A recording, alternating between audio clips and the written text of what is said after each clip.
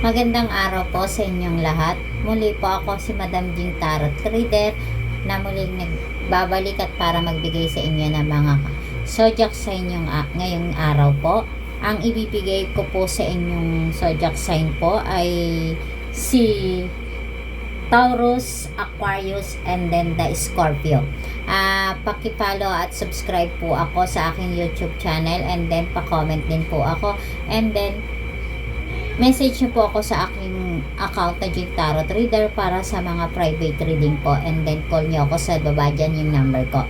Ang inyong zodiac sign po ngayong araw si Scorpio, Taurus at Aquarius po.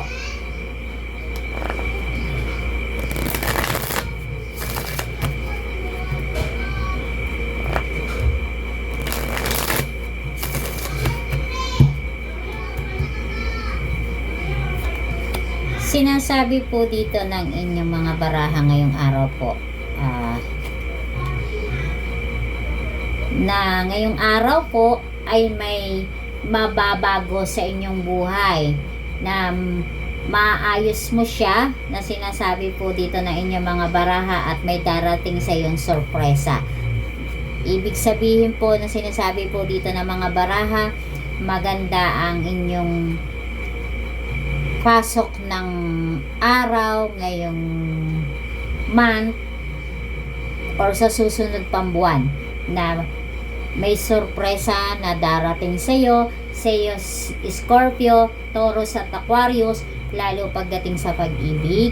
And then kung siya man po ay lumayo or pwedeng magbalik po siya sa iyo, and then mabuong hinahangad mong pamilya. Yan po yung sinasabi ng inyong mga baraha ngayong araw po.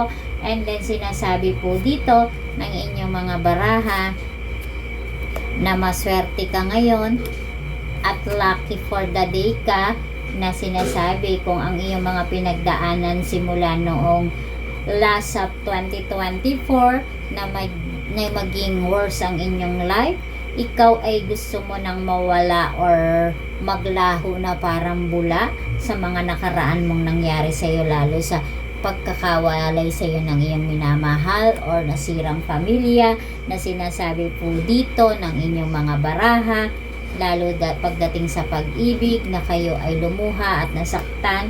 Ngayong araw po sinasabi po ng inyong mga baraha na maswerte ka, na may naghihintay or paparating sa iyo na sorpresa upang mahibasan ang iyong mga pinagdaanan na nangyari sa iyong buhay.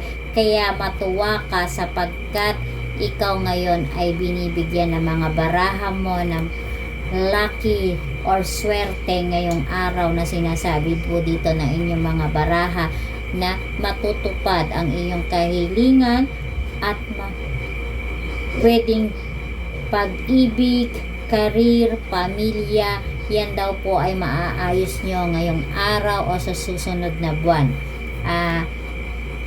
Kung kayo ay may negosyo na tinatawag or mga nalugi or unti-unting bumagsak, lahat po yan ay mababawi nyo, na sinasabi dito ng baraha, dahil sa gusto nyong mithiin or pangarap na makamit ang inyong nais para muling makabawi, sapagkat sinasabi ng inyong baraha na swerte po kayo, na may nag-iintay o parating na swerte sa inyo ngayong binibigay ng inyong mga baraha.